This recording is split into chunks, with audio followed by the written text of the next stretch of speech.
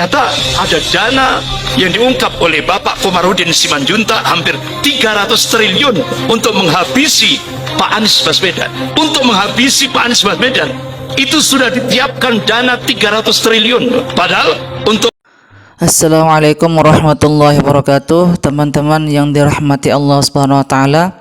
Alhamdulillah, pada kesempatan kali ini kita akan menyampaikan satu video yang dimana orang ini secara belak-belakan berbicara tentang bagaimana kedok rezim pada saat ini, yaitu rela mengerahkan berbagai cara, bahkan mengerahkan uang 300 triliun hanya untuk menjatuhkan Anies Baswedan supaya tidak menjadi presiden tahun 2024. Inilah yang terjadi di negara ini, yaitu selalu ada kebatilan melawan kebenaran. Maka tanpa berlama-lama lagi, mari kita simak videonya bersama-sama.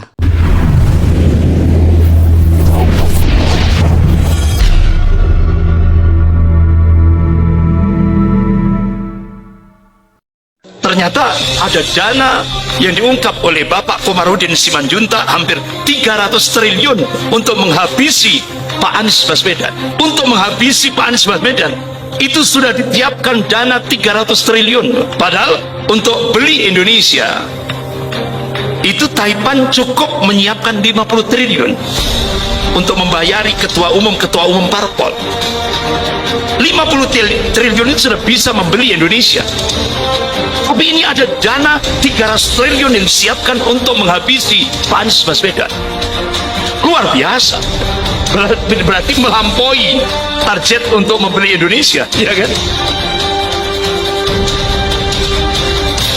Kita baru tahu 2022 setelah muncul kasus Sambo, ternyata mafia dahsyat menggurita di Indonesia.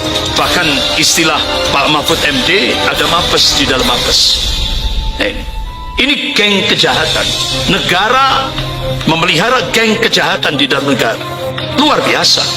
Akhirnya terbongkar semuanya. Dan kita baru tahu 2022. Sampai dengan terbongkarnya kasus Sambo ini, kita benar-benar terbelalak. Mafia ini didukung oleh kegiatan-kegiatan yang benar-benar itu bertentangan dengan sistem sebuah negara yang bersih.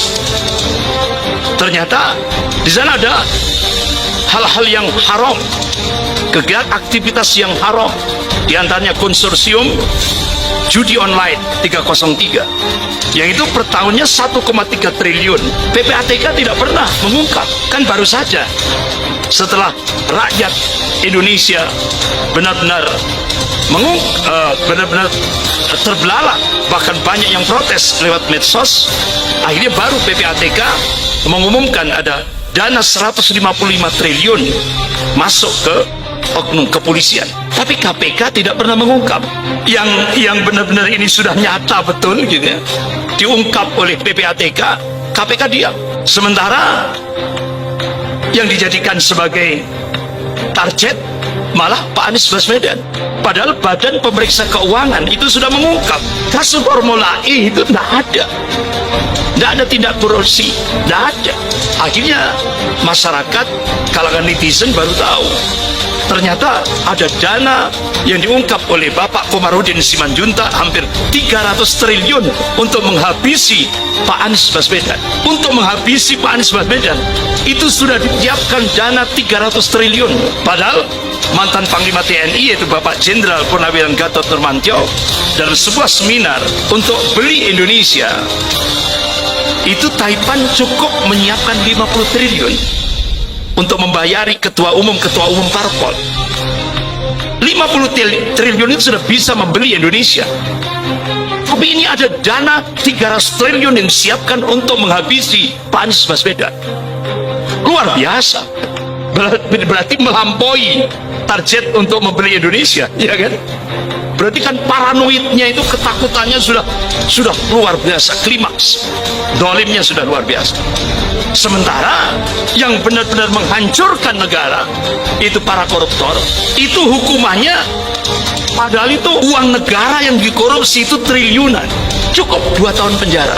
Sementara ulama yang hanya ini tadi check up kesehatan di rumah sakit Umi 4 tahun penjara. Luar biasa. Sehingga akhirnya pakar-pakar hukum di Indonesia minta, sudahlah bubarkan fakultas hukum seluruh Indonesia. Karena tidak ada faedahnya. Jadi ketidakadilan itu ditampakkan betul di Indonesia.